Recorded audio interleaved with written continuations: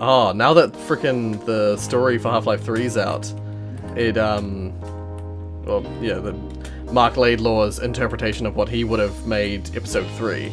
Yeah, now that, Marc Laidlaw has given what he would have made Episode 3, you know, technically it's not official, you know, it's made by, although it is made by the original writer, so it's about as official as I care for anything to be. What his interpretation of the Borealis is very interesting. So it looked to be some sort of time warped. It's a bit like Tracer's backstory, actually, from Overwatch, where you've got some sort of crazy scientific device that allows for teleportation, but what's happened is, of course, it hasn't worked correctly, as a lot of things in applied science tend to be. It just didn't work the way that they wanted it to, and they ended up, instead of having a machine that could teleport a huge section of something, in this case a boat, the Borealis, we're trying to teleport the Borealis to another location without the need for the portal logic. They developed portals in the sort of canon of the story. They developed portals with the handheld portal device, but they were never able to.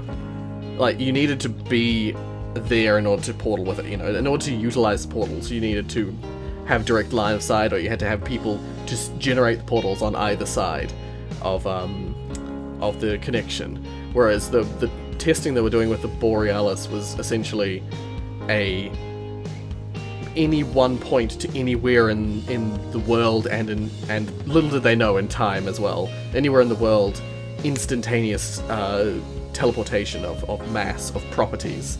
And so it's much more like what they refer to as entanglement, where you take something, you make it.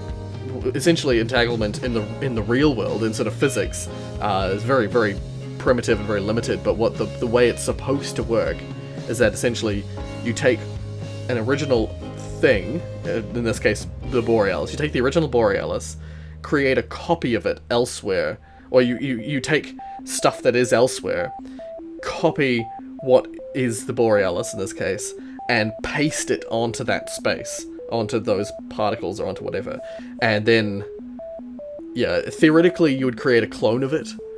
You wouldn't actually, if you don't follow through, you would not be creating, the original wouldn't get destroyed in that process, and so technically you'd have a copy. But I'm assuming in the world of this, the idea is that they take the space around the Borealis, including the Borealis, and essentially just connect it with another point in time and space, and then just let it transfer through. I imagine it probably does some sort of a swapping, so the what was originally in that space that the Borealis now occupies is now in the starting location, so that you swap them around. A bit like Bioshock's Tears, but with space-time, not with realities.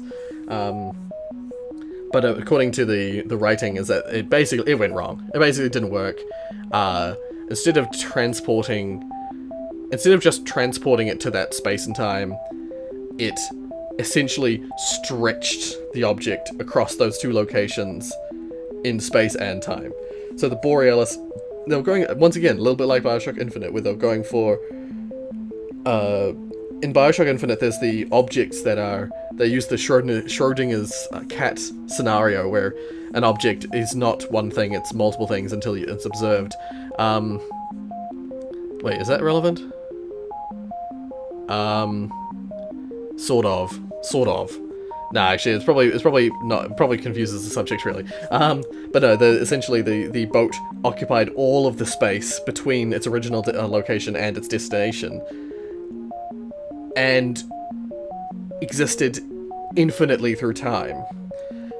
But what it meant is that it wasn't stable. It was fluctuating between some time in the past to some time in the future, and the physical presence of it being in that location was phasing in and out of existence between those two locations. So it was like the boat existed in both Aperture Science and in the Antarctic, which is where they were going.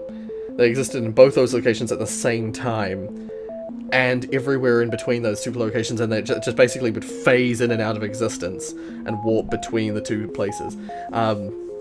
I think that's really interesting and fascinating, and one of the things that I like about it is the fact that they mentioned that when Gordon and Alex are on the boat, they're talking about how they could see both the shores of this particular island that we're talking about, which is supposed to be Aperture Science, as well as the ice in the Antarctic. They could see them both sort of semi-simultaneously outside the windows, because basically this object occupied both of those locations at the same time and was just sort of phasing between them. Reminds me a hell of a lot. Oh, and that's right, there was talks about how some of the members of the Borealis were seeing, they had seen the ultimate demise of humanity, or they saw the future, and they had seen stuff that had happened in the past, and they were seeing stuff that was potentially going to happen, or happening in the future at the same time. I love that idea because of the fact that we already have more than one character in the Half-Life universe that can do that kind of thing. Like the G-Man and the Vortigaunts of the Half-Life universe are both somewhat perpetually in that situation, in that state. So you've got the Vortigaunts, who seemingly have sort of a hive mind of sorts, but not through a creature, but through some sort of mental state where they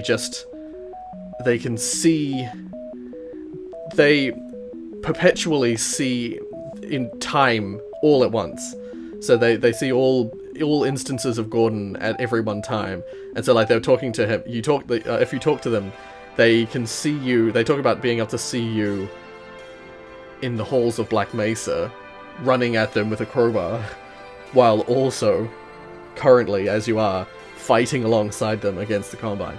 So like their perception of the universe, their perception of reality, isn't bound to a particular point in time. They see everything all at once. And they can also shift between planes to some degree. They're not physically bound quite the same way that humans are in reality. And G-Man is, of course, an anomaly where he often brings you out of reality, just to put you in sort of like a stasis, just to sit you down for a bit, and then to bring you back.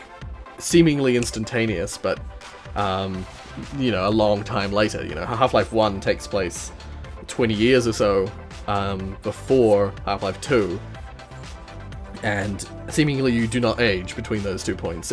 Characters often mention that, like Eli Vance says something along the, you don't look a day older than last time I saw you, sort of thing.